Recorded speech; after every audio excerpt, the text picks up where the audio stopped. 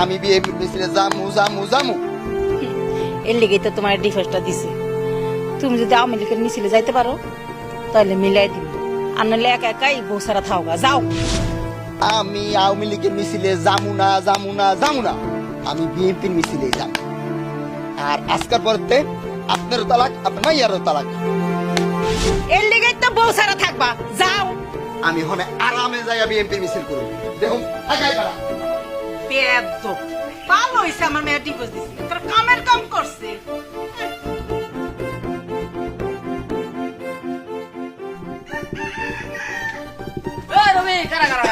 কিসে কও?